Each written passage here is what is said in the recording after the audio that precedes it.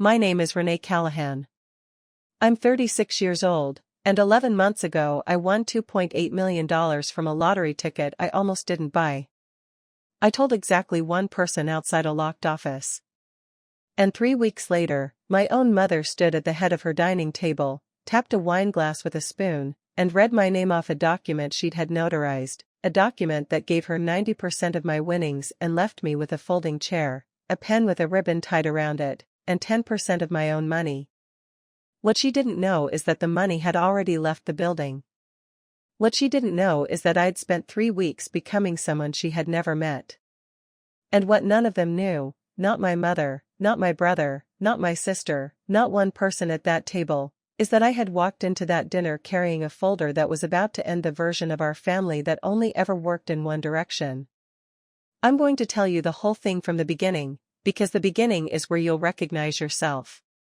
If you've ever been the responsible one, the one who fixes things, the one who gets asked for money and never gets asked how she's doing, stay with me. This gets very satisfying. Before we go further, if stories about quiet people finally setting boundaries are your thing, subscribe now, because this channel is full of them, and this is one of the best I've told. Let me tell you who I was before any of this, because it matters more than the money does. I run a small tax and bookkeeping practice out of a converted storefront in Columbus, Ohio, 3 blocks from the university. I've got one employee, a 26-year-old named Priya who alphabetizes things twice out of pure anxiety during filing season, and a coffee maker that's older than she is. I built the practice from nothing, night classes for my CPA license while I worked the floor at a hardware store, for years of doing other people's books before I ever did my own sign. I am, by every definition that matters, unremarkable. I like it that way. Numbers don't perform for an audience. Numbers just are. My father, Walter, was a machinist who believed in exactly 2 things, a torque spec and a written record. When I was 10, he handed me a spiral notebook and taught me to track every dollar that came into the house and every dollar that left it, the way some fathers teach their kids to bait a hook. He had a phrase he'd repeat while we sat at the kitchen table with that notebook between us: "Write it down, Renee. Memory picks sides. Paper doesn't." I thought it was just a machinist's superstition. It took me until I was 36 to understand my father had been quietly warning me, one ledger entry at a time, about the exact people I shared a last name with. Because in my family, money only ever moved one direction, and I was the faucet. It started small, the way it always does. $40 for my sister Paige's parking tickets. $120 when my mother's water heater died. Then it stopped being small. In the spring of 2020, my mother's roof started leaking above the kitchen, and the estimate came back at $3,600. She called me crying on a Thursday. I had the roofer paid by Monday. Nobody brought it up again, not once, not a card, not a thank you text. I want you to sit with that detail, because you're going to need it later. My older brother, Marcus, runs a small HVAC and plumbing outfit on the east side of the city, and twice I floated him what he called bridge loans. The bridge, it turned out, only ever ran one way. My sister Paige needed a security deposit. Paige's husband Chris had a real estate opportunity that was absolutely, definitely not a pyramid scheme until roughly 4 months later, when it very much was. I quietly covered my niece's cheerleading fees one fall when Marcus's checks were bouncing, because embarrassing Marcus in front of his kids was treated in our family as a felony, and helping him without being asked was treated as a daughter's basic duty. Here's the part that still catches in my throat when I think about it. Every single time it was me who needed something, and it happened exactly once, which I'll get to, the answer came back like a recording. "We just don't have it to spare right now, honey." My mother said it with a sympathetic head tilt, the exact one you'd give a stranger holding a cardboard sign at a stoplight. And I never pushed, because I was the stable one. The reliable one. The daughter who had it handled. Asking my own family for help felt, to me, like a bank asking its customers for a loan. Embarrassing. Backwards. So I stopped asking. But I never stopped writing it down. And that habit, the quiet, boring habit of writing every dollar down, both directions, is the exact thing that was going to walk into my mother's dining room 11 months later and end the argument before it started. Keep that in your head. We're coming back to it. I want to tell you about the one time I asked my family for help, because it's the year that ends up mattering most to everything that happens later in this story. I was 27. My transmission died in the middle of tax season, the same month a cracked filling turned into an emergency root canal. I was building my client list on nights and weekends, living on rice and off-brand pasta, and I was about $800 short of keeping my life running. So I did the one thing I had never done. I sat in my mother's kitchen, laid it out plainly, and asked for $800, even offered to write up a repayment schedule, because that's who I am. My mother stirred her tea for a long moment. Then she gave me the head tilt. Honey, we just don't have it to spare. The following weekend she posted photos of a brand new patio furniture set to her church group's page. I looked up the price later, because of course I did. $640. When I mentioned my car troubles to Marcus, my big brother, self-appointed man of the house since our father passed, he clapped me on the shoulder and said, "You're the numbers girl, Renee. You'll figure it out." I took the bus for 2 months. I told nobody. But my Aunt Joyce, my father's younger sister, a retired ER nurse with what I can only describe as X-ray vision for other people's suffering, spotted me at a bus stop in the rain and pulled over without hesitation.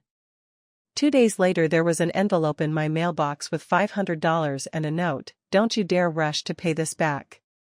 I paid her back in 6 weeks anyway, because that's also who I am. And I wrote every dollar of it in my notebook, money in, money out, both directions. That plain, boring habit was about to become the single most important asset I owned. Not the lottery ticket. The notebook. The win happened on an ordinary Thursday in March, at a gas station on Route 9 where I always stop when my last client of the day runs long. $10 of gas, a bottle of water, and 1 lottery ticket, purely because the display was right by the register and my horoscope that morning had been suspiciously optimistic. I didn't think about it again until almost 11 that night, standing in my kitchen in socks, eating cereal for dinner because tax season doesn't believe in real meals. I pulled up the winning numbers on my phone. I checked once. Then I checked the way I check a bank reconciliation, left to right, 1 digit at a time, out loud. Then I checked a third time with a pencil, writing each number down and matching them like line items on a ledger. All 6 numbers. $2.8 million. I did not scream. I didn't even sit down right away. I just stood there while the refrigerator hummed, like the kitchen hadn't gotten the news yet either. Then the accountant in me took over, and I promise you, she has saved my life more than once. I signed the back of the ticket with a blue pen from my work bag, sealed it in a freezer bag, locked it in the fireproof box in my closet, and sat on the edge of my bed for almost an hour with my hands folded like I was in church. And here's the moment I want you to really notice, because it tells you everything about how 11 years of being the family faucet reshapes a person's instincts. My very first thought was not, what should I buy? It was, who do I have to tell first, followed immediately by a cold, crawling fear at the thought of the answer. That fear already knew something I wasn't ready to admit to myself yet. I didn't call my mother. I called a lawyer. It is, without exaggeration, the smartest decision I have ever made, and it still almost wasn't enough to save me. Because 4 days later, sitting at my mother's Sunday dinner table with the biggest secret of my life locked in my chest, I was about to make the one mistake every lottery attorney in America begs their clients never to make.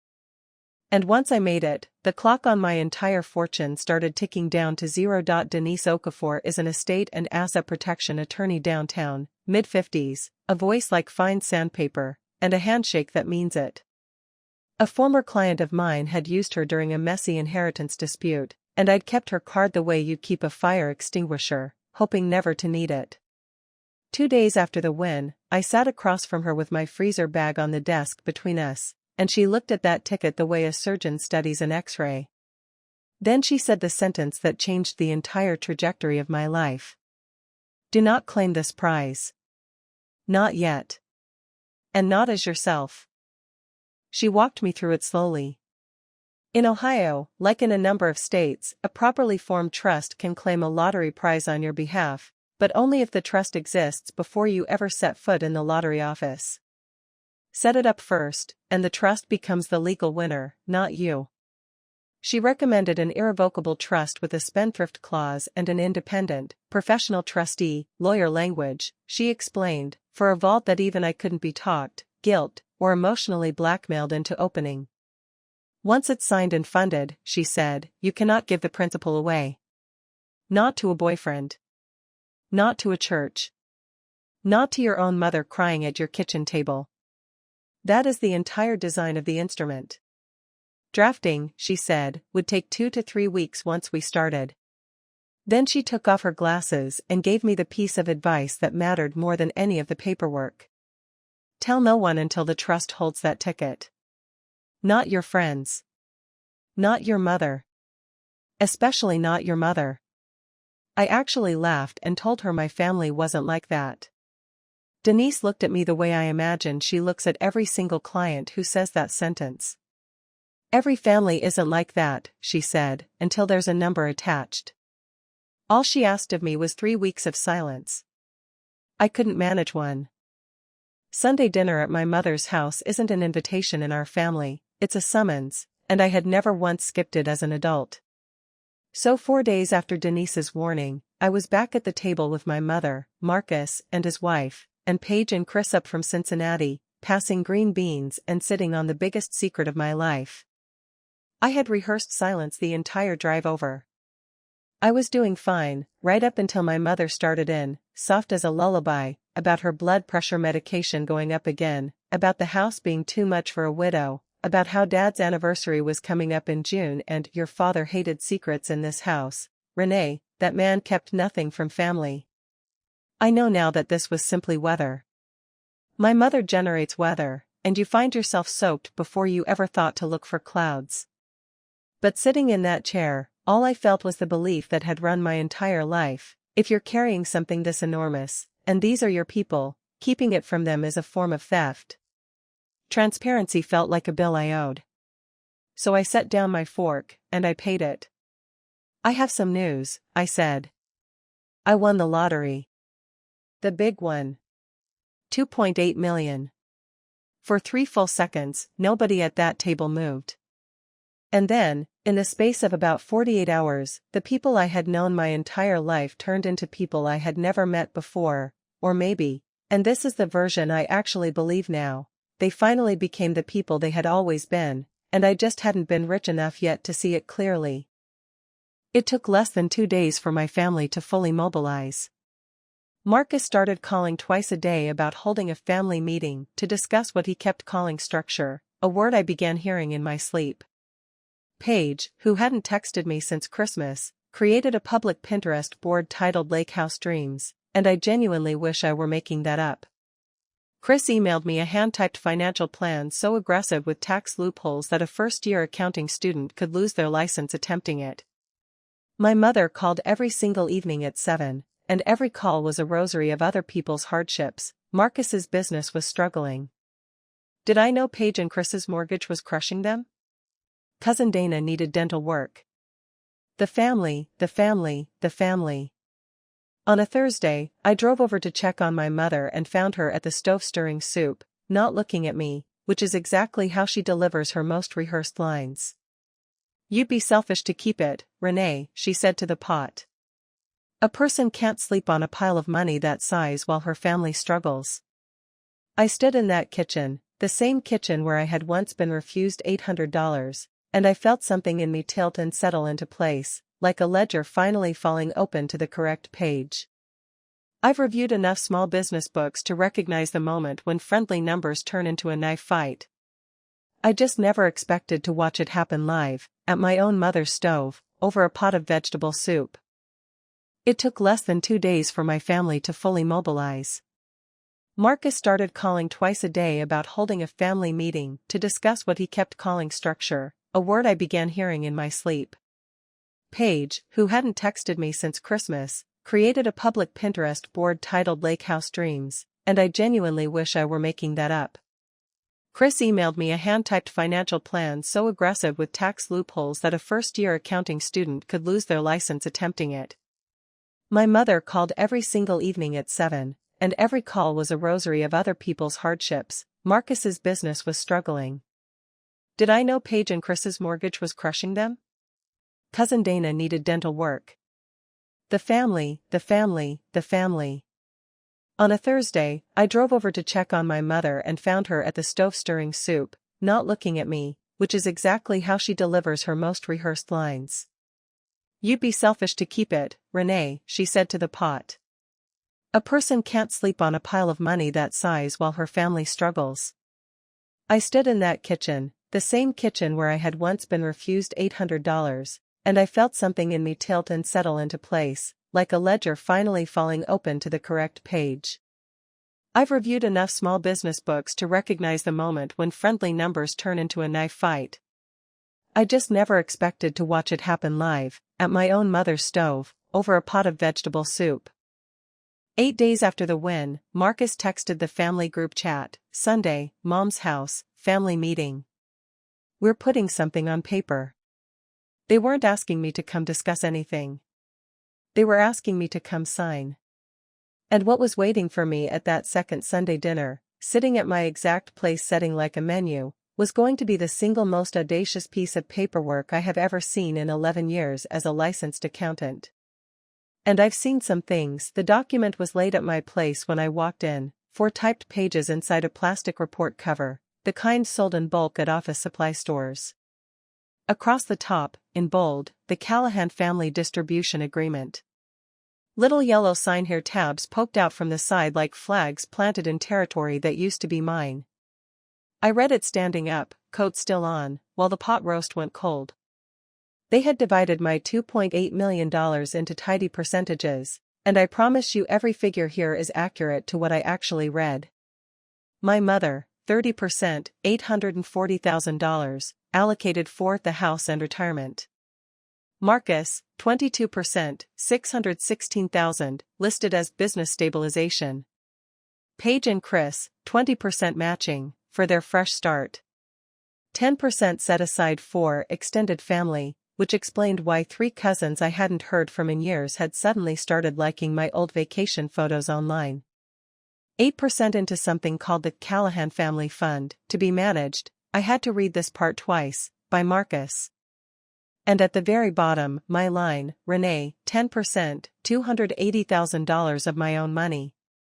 They had left me a tip. Chris stood and spread his hands like he was presenting a birthday cake. "It's a standard gift agreement, fully vetted." I sanity checked it myself. My mother reached over and squeezed my wrist. "We kept it fair, sweetheart. Everyone gets a future." Marcus leaned back, arms crossed, and delivered the line I'm certain he'd been rehearsing all week. "Don't overthink it, little sister. Numbers are your thing. Family is mine." I didn't argue. I didn't raise my voice. I told them I'd take my copy home and read it carefully, which every person at that table heard as a yes, because to them, careful has always been my entire personality, not a warning sign. My father used to say never sign anything at the table it was served on. I finally understood exactly what he meant. I drove to my mother's house alone a few days later, still believing some naive part of me that, without an audience, she'd look at that document and see exactly what I saw. I sat at her kitchen table and said it plainly, "Mom, this isn't fair, and I think you already know that." What I got back was a performance built from pieces I'd seen my whole life, finally assembled into its complete touring production. Her eyes welled up on cue. She'd been alone for 6 years. Did I have any idea what that was like? She'd raised the 3 of us on nothing, sewn Paige's homecoming dress by hand, gone without so we could have. "And now God finally sends this family a miracle," she said, pressing a tissue under one eye, "and my own daughter wants to lock it in a box." I asked who actually wrote the agreement. She waved the question away. Chris helped. Marcus oversaw it. "It was all of us, honey. That's what family means. There it was again, that quiet click of a plan clicking into place. This wasn't an impulsive bad idea from a stressed-out family. It was organized. Then she reached across the table, took both my hands, and lowered her voice to the register she reserves for funerals. "You'd be selfish to keep it," she said. "If you loved this family, the split would already be signed. Your father would be ashamed of what you're becoming." I kept my voice level, because I had promised myself I would. I told her I loved her and that I'd talk to her soon. Then I sat in my car in her driveway and learned something new about my own mother. She had already photocopied the agreement and mailed it to my aunts. By Friday my phone was ringing with numbers I hadn't seen in years.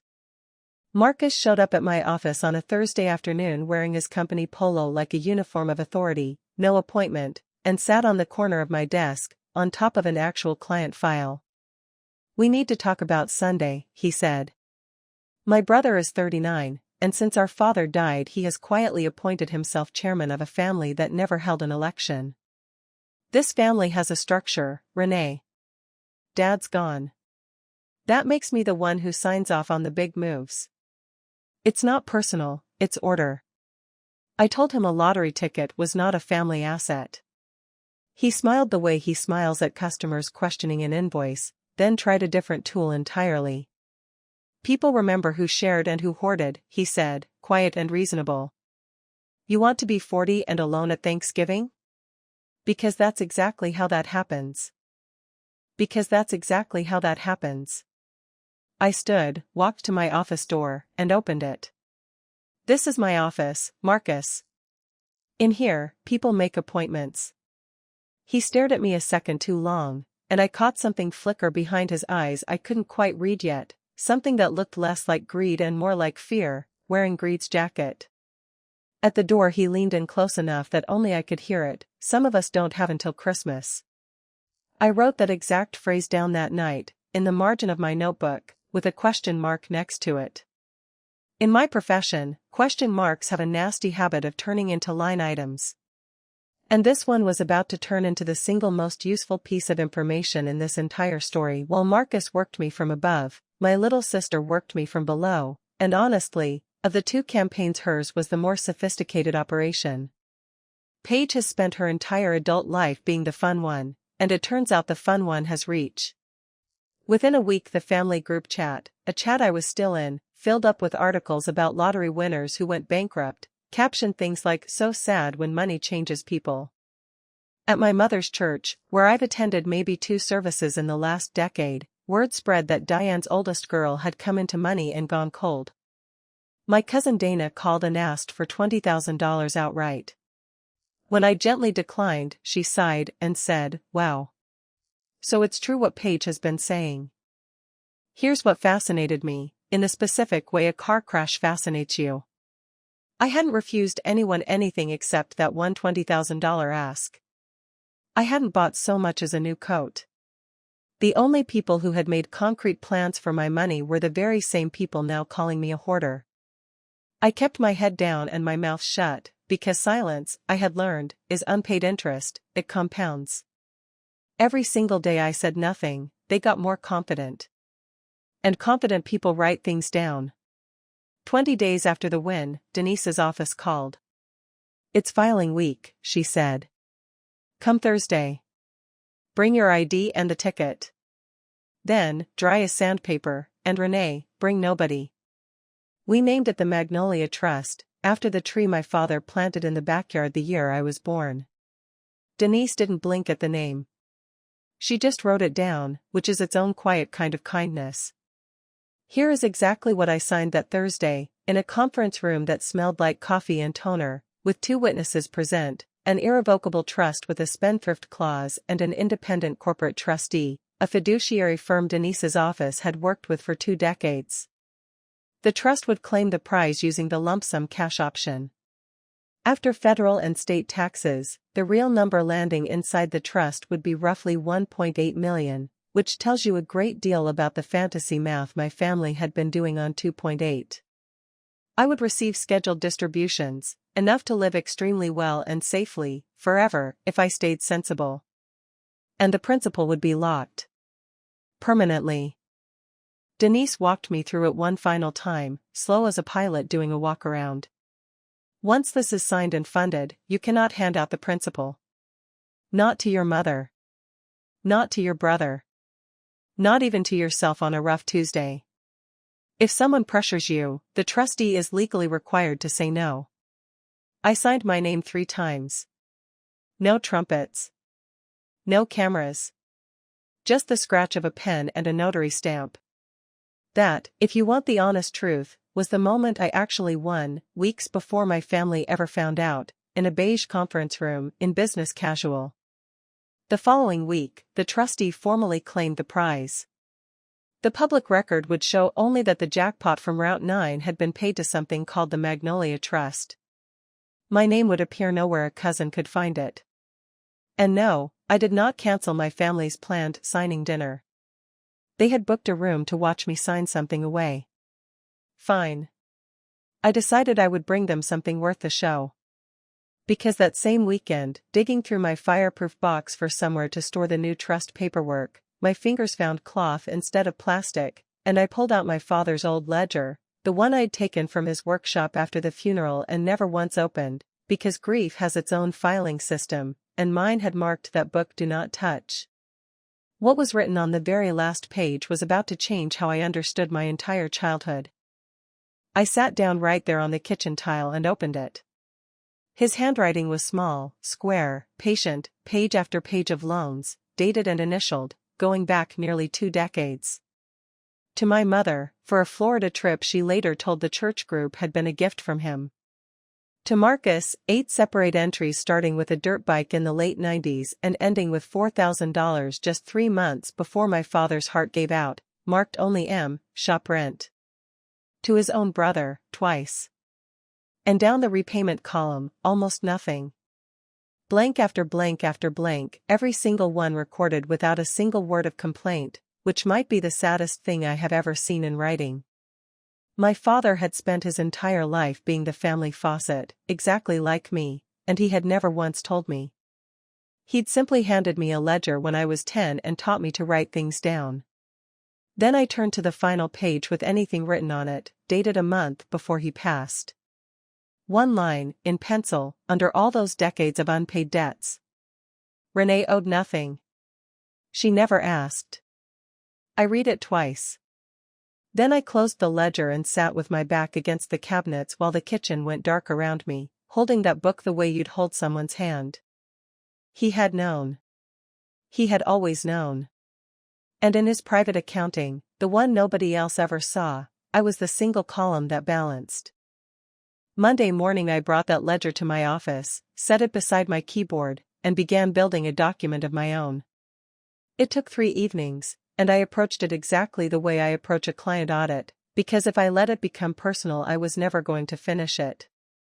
I pulled 11 years of my own bank statements. Every transfer, every payment app record, every check. I went back through years of old text messages, and let me tell you, there is a very specific feeling that comes over you at 11 at night, reading a decade of your own family's texts in one sitting. A pattern you lived through one favor at a time looks completely different laid out on a screen. It looks like a business model. I built a document with 2 columns and titled it exactly what it was, Statement of Record. Column 1, Given. The roof, October, $3,600 paid directly to the contractor. Page's parking tickets. Page's security deposit. Marcus's 2 bridge loans that never bridged back. My niece's cheer fees, quietly, so nobody at the table would feel embarrassed.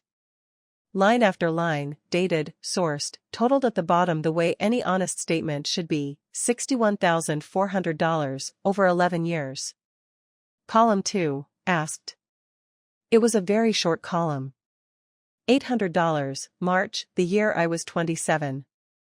Next to it, in the space where a dollar amount should be, I typed the exact answer I had actually received, word for word, because I will hear it in my mother's voice for the rest of my life, we just don't have it to spare.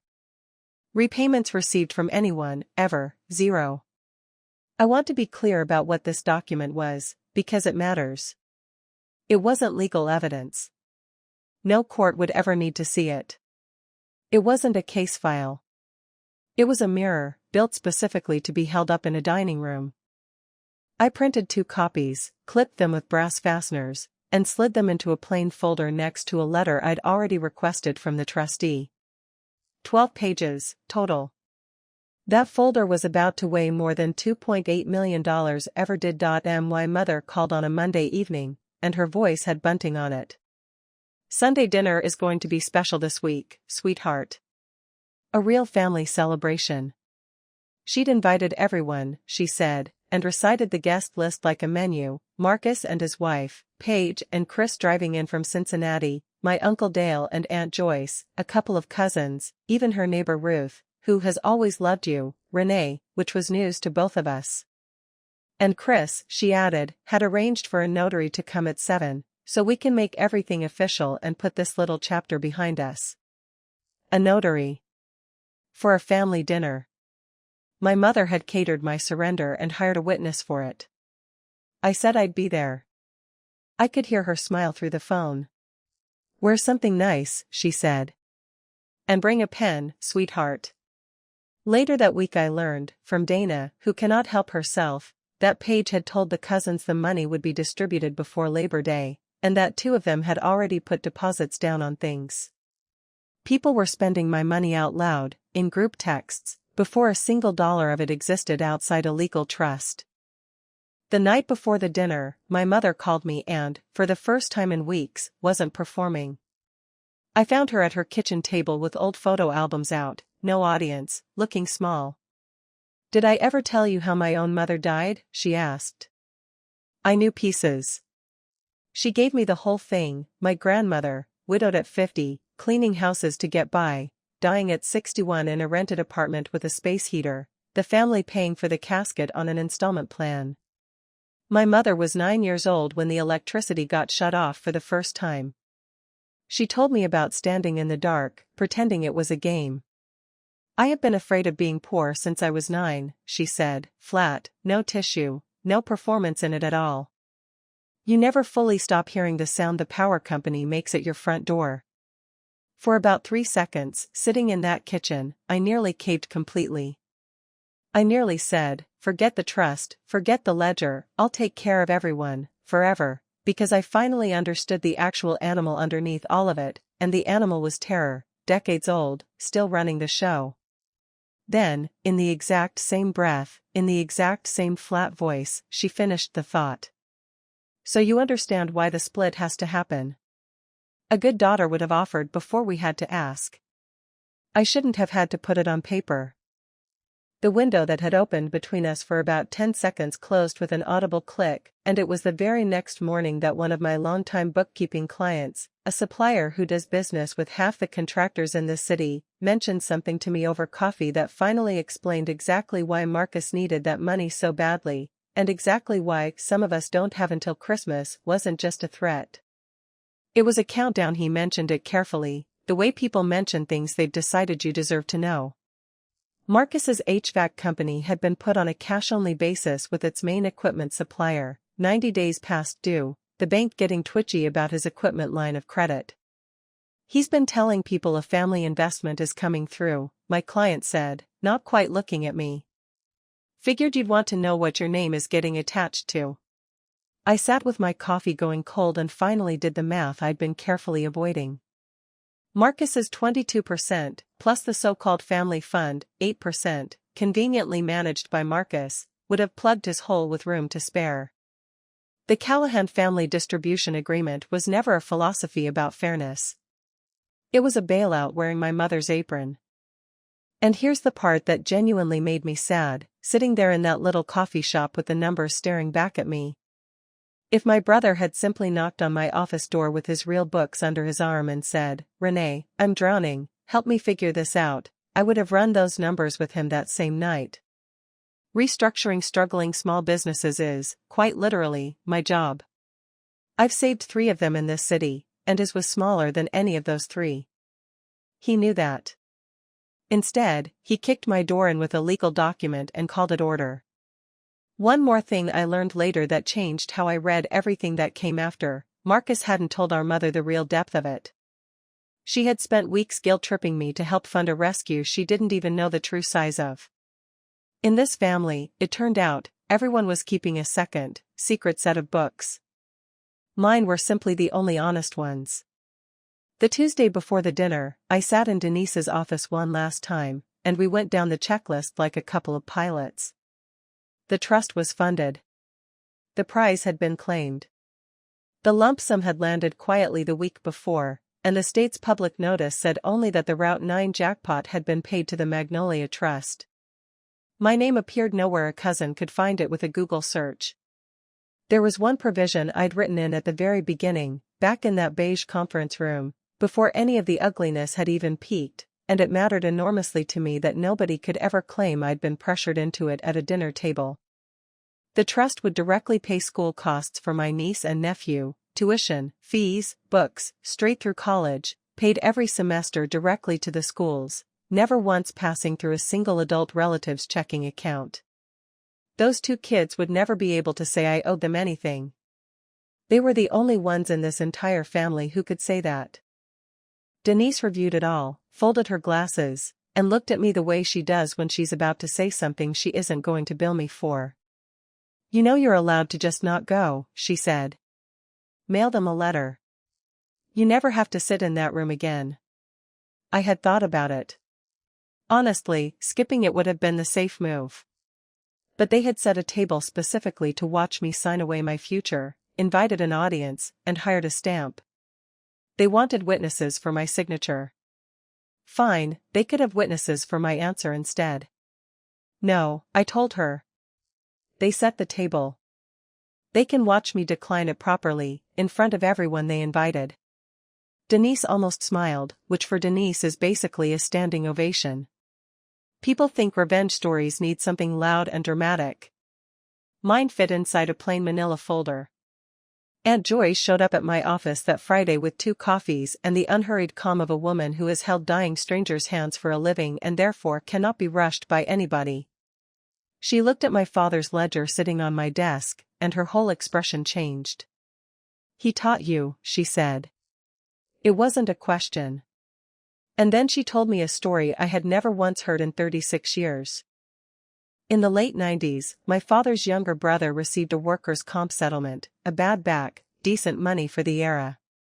Within a month, Joyce said, my mother had organized a family plan for it, a meeting at the house, papers on the table, the entire family watching while he signed, because only a selfish man would walk away from family.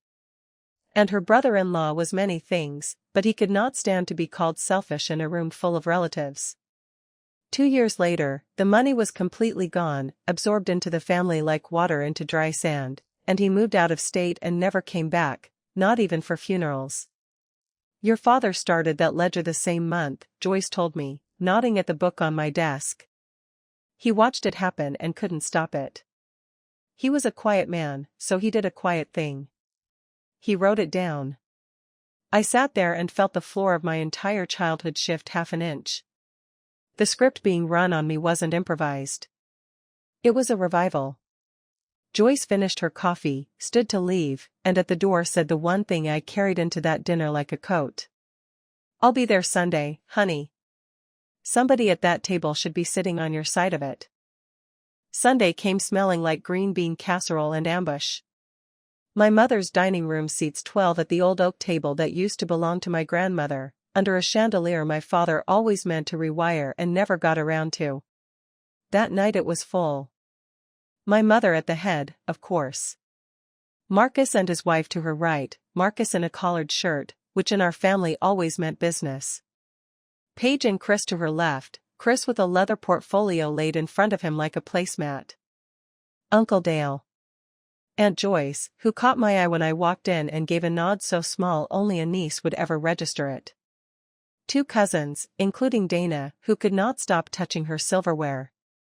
Neighbor Ruth, holding her purse in her lap like a seatbelt. And in the corner, on a folding chair borrowed from the garage, a pleasant woman of about 50 with a zippered bag on her knees. The notary. Her name was Linda. She wore the studiously neutral expression of a woman being paid by the signature who was already beginning to have serious doubts about this particular job.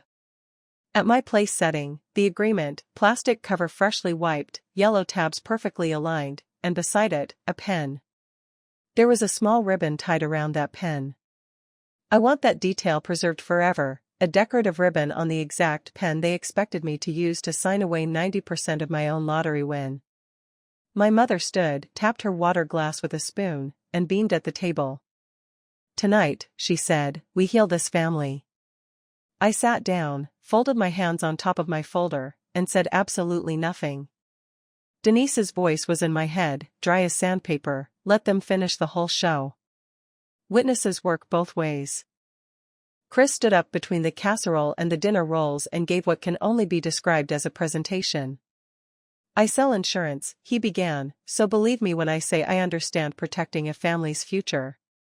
Somewhere, every actuary who has ever lived quietly rolled over in their grave." He had printouts. He passed them around the table like hymn sheets. Across the top of each, in letters I could read upside down, "Fair split, everyone wins." He walked the table through the percentages with a salesman's rhythm, pausing for nods at every line. 30 for Mom, because she gave us everything. 22 for Marcus, business stabilization, job staying in the family, very fiscally responsible. 22 for himself and Paige, a fresh start, and Paige gave his elbow a small rehearsed squeeze right on cue. 10 for extended family, and both cousins nodded solemnly like mourners at my bank account's funeral. 8 into the family fund, Marcus's steady hands, etc.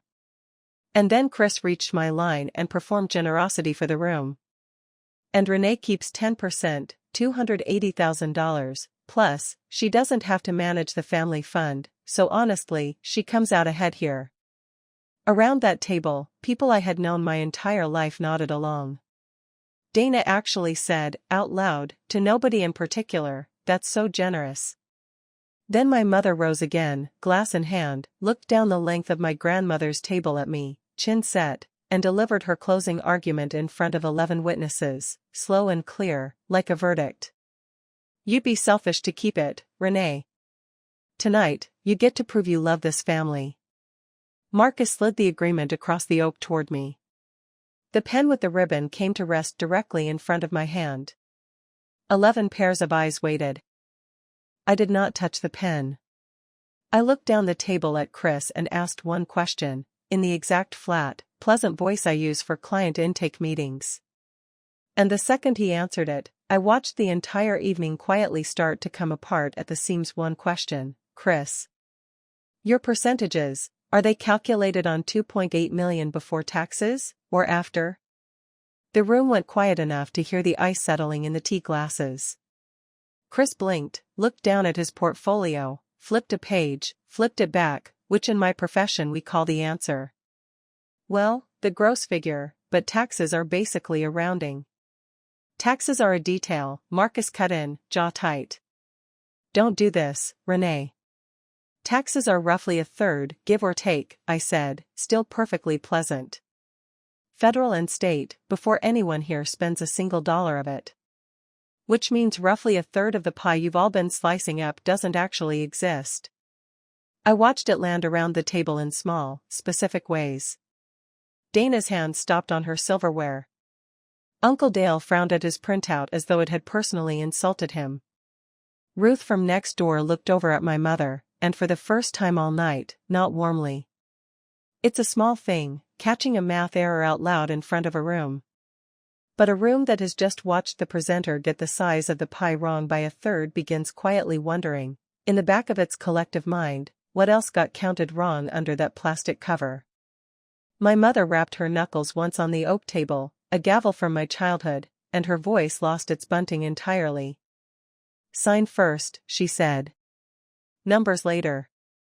Those exact words, in that exact order, coming from my own mother, is the moment I opened my folder. I took out the trustee's letter, turned it to face the table, and slid it across my grandmother's oak, one smooth push, paper hissing until it landed directly on top of "Fair split, everyone wins," right in front of Chris. Before anyone signs anything, I said, you'll want to read that. Out loud is fine. We did hire a room full of witnesses, after all. Chris picked it up. I will remember the small tremble of that paper in his hands for the rest of my life. He read it out loud because he didn't yet know what it said, and by the time he understood, he couldn't stop reading without making it worse for himself. The prize associated with the Route 9 drawing was claimed earlier this month, by the Magnolia Trust. The trust is irrevocable. Its principal may not be assigned, pledged, gifted, or withdrawn on demand by any person, his voice thinned to almost nothing, including the beneficiary. He set the letter down and looked at me the way you'd look at a vending machine that had just spoken back to you. The money already has a home, I said to the whole table, keeping my voice exactly where I'd practiced. It moved in weeks ago, before this table was even set. Nothing I sign tonight can move it back out. Not your agreement. Not a promise. Not a guilt trip. On the advice of a very good lawyer, I made absolutely sure of that. Even I can't hand it out anymore. That was the entire point. Silence, it turns out, has a texture, and this particular silence was thick enough to stand a spoon up in it. And that silence was about to be broken by my own mother saying 5 words that I will never, ever forget for as long as I live.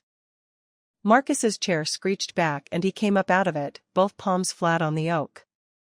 Undo it, he said, loud enough that his wife flinched. Whatever you signed, unsign it. Call the lawyer Monday.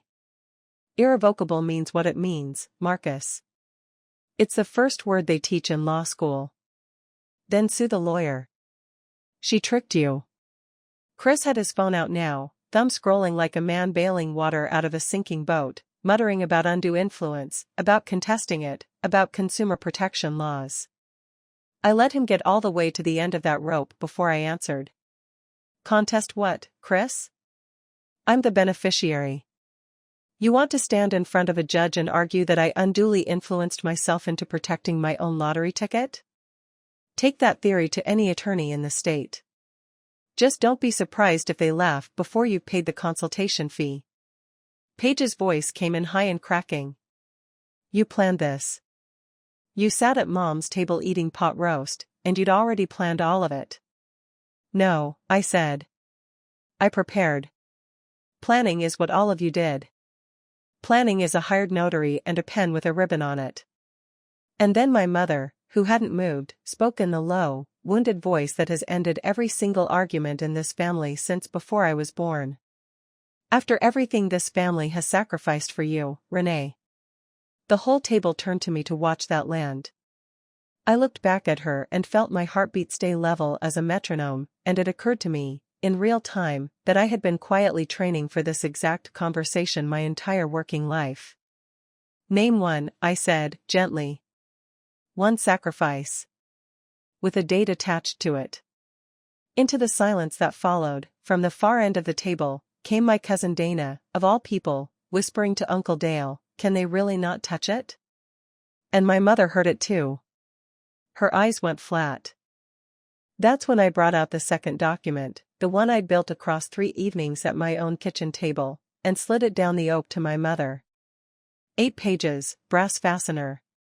Since we're apparently doing family accounting in public tonight, I said, here's mine.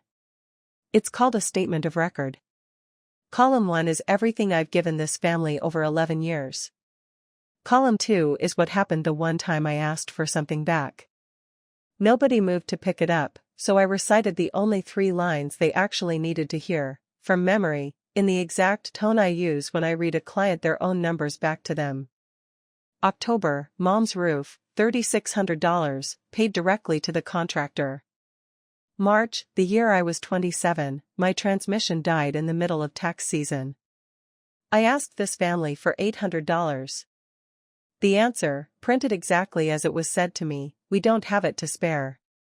Fall, 3 years ago, my niece's cheer fees, paid quietly so nobody at this table would be embarrassed. I looked up. The bottom of column 1 says $61,400. The bottom of column 2 says 0. 11 years. I heard the same sentence at every single door I ever knocked on. So here is my answer to your agreement, and I'd like the notary to hear it clearly. We don't have it to spare. Turns out, neither do I. Then I reached into my bag one last time and set the final item on the table, a worn green cloth ledger, and opened it to the very last page written in my father's hand. What my mother read on that page is something I have decided, out of respect for her, not to describe in detail. Some accounts, even in a revenge story, deserve to be closed in private. My mother stood up too fast. One hand went to the back of her chair, the other fluttered to her chest, and she announced to the room that she felt dizzy, that her heart was doing something, that this, gesturing at me, was what her own children had reduced her to. Chairs scraped back. Dale lunged for her elbow. Paige cried out "Mom," with a look of pure fury aimed straight at me across the table, and for one long second the entire dinner tipped toward the story they would tell about this night for years afterward, the night Renee's selfishness put their mother on the floor. Except my mother had invited a retired ER nurse. Aunt Joyce came around the table without any particular hurry, sat my mother down, took her wrist, checked her watch. Then she pulled out the blood pressure cuff she has apparently carried in that purse since the Clinton administration, wrapped it around my mother's arm, and pumped it up while the whole room held its breath. She read the number. Let the air out slowly.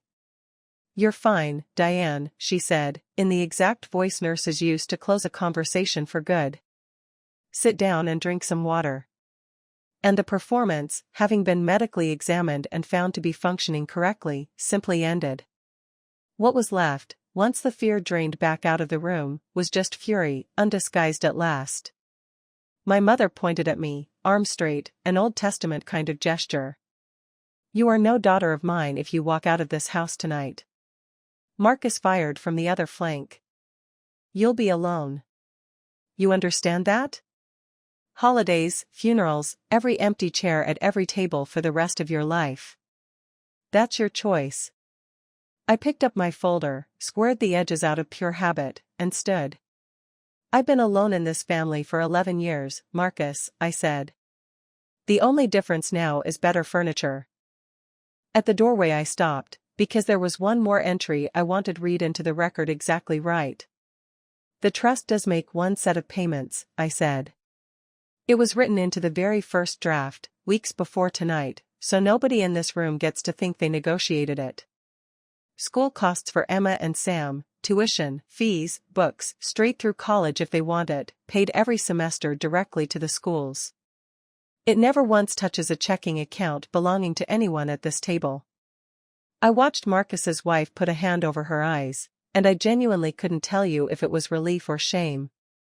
I've decided it's allowed to be both. Paige stepped forward. Okay, so we'll manage it for them, they're minors, it makes more sense for it to go through us. It goes directly to the schools, I said. She stopped like she'd walked into glass. Those two kids never once billed me for anything. They're the only people at this table who can say that.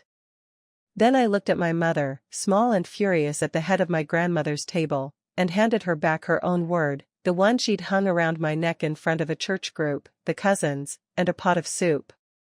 Selfish is the word people reach for the moment your money stops being theirs. I've been called it for 3 weeks now. And here's what I've noticed. I slept fine last night. First time in years. I picked my coat off the hook by the china cabinet, the same hook that's been mine since I was tall enough to reach it. The money already has a home, I said. It isn't here. I walked out through the living room I grew up in, past school photos where I am eternally 11 years old with crooked bangs, and nobody said my name. The agreement stayed on the table, and signed, yellow tabs pointing at nothing, next to a pen with a ribbon on it that no one would ever use. As I passed her folding chair, Linda the notary stood up, and for a second I thought she meant to stop me. Instead, she gave me a small, formal nod, the kind one professional gives another across a conference table, and began packing her bag with the unhurried relief of a woman who would not, after all, be billing this particular family tonight. On the porch, the storm door hissed shut behind me, then opened again. It was Aunt Joyce. She didn't say anything wise at first, she just hugged me hard, the way nurses hug you, like she was quietly checking your ribs while she was at it. Then she held me out at arm's length. "Your father used to say you were the only one of us who'd leave this family richer than you found it," she said. "He meant the ledger, honey. Not the money." I drove home through Columbus with the windows down, my father's green Ledger riding shotgun on the passenger seat, past the gas station on Route 9 with its lottery sign glowing red and white in the dark. My phone started buzzing before I hit the second stoplight. I let it ring. Some calls you return. Some you just record. That was almost a year ago now. Here's the full accounting, because at this point in a family estrangement story, you've absolutely earned it. My mother calls every Sunday, around 4. I answer for about 10 minutes. We talk about her tomatoes and Ruth's gallbladder. No apology has ever been attempted in either direction, which, strangely, is its own kind of honesty. She stopped using the word selfish. She hasn't started using the word sorry. I've decided I can live comfortably inside that particular gap. Marcus didn't speak to me for 9 weeks. Then, quietly, without ever calling it what it actually was, he sold one of his work trucks, sat down with his own bank, and restructured the equipment loan himself. Turns out my brother could do the math the entire time, he just needed to run out of people willing to do it for him. His kids' school invoices go straight to the trustee now. In October, an envelope showed up at my office in careful, 12-year-old handwriting, a thank you card from my niece Emma, with a crayon drawing of a magnolia tree on the front. Nobody prompted her to send it. I will be keeping that card forever, filed, appropriately, under assets. Paige unfollowed me everywhere, which in her particular currency amounts to excommunication. Chris still sends the occasional article about trust litigation, which I sincerely hope he's paying for himself. The cousins still text on holidays, warm little messages, no $signs anywhere in them. Honestly, that's genuinely all I ever wanted from a cousin. The Lake House Dreams Pinterest board quietly disappeared sometime around June. As for me, my actual life changed in the boring, sturdy ways I'd always wanted it to. The trust sends my distributions on schedule, and this spring I bought the building my office sits in, which technically makes my old landlord my new tenant, and I have found her surprisingly reasonable to work with. I hired a second accountant so Priya could finally move up to office manager, a promotion she celebrated by relabeling literally everything I own. On Saturday mornings I go downstairs to the bakery on the ground floor and learn to bake bread, flour up to my elbows, phone left in a drawer. There are kinds of wealth that money is only ever the doorway into. Does the family still call? Sometimes. I've simply stopped answering for their debts, their optics, and their emergencies manufactured on my schedule. That's the whole boundary, honestly. It fits on an index card. Denise gets a card from me every holiday season now. My father's green ledger sits on a shelf in my office, right next to the tax code, 2 very different books about what people owe each other, and only one of them ever bothered being honest about it. Every so often a new client sits down across from me, wrung out, ashamed, whispering that their own family has gotten strange about money since something good happened to them, an inheritance, a settlement, a promotion, a windfall, and I slide the tissue box across the desk and tell them the truest thing I've ever owned. The money already has a home. So do I. Neither one is up for a vote at anybody's dinner table. Here is what a $2.8 million lottery win taught me, and it only took about 10% of a dining room table to learn it. The people who call you selfish for keeping what's legally, entirely yours were never actually planning to share what was theirs. That's my story. 1 ticket. 1 almost mistake. 2 pieces of paper. And a family that finally showed me its real books. If this reminded you that no is a complete sentence, that setting financial boundaries with entitled family members isn't cruelty, it's survival, and that quiet paperwork done early beats tears done late, share this video with the one person in your life who's always been the responsible one. Drop a comment and tell me what you would have slid across that table. And if you're new here and you like stories about sudden wealth, family betrayal, inheritance disputes, and people who finally learn to say no without raising their voice. Hit subscribe, because this is exactly the kind of story this channel was built for, and there are a lot more where this came from.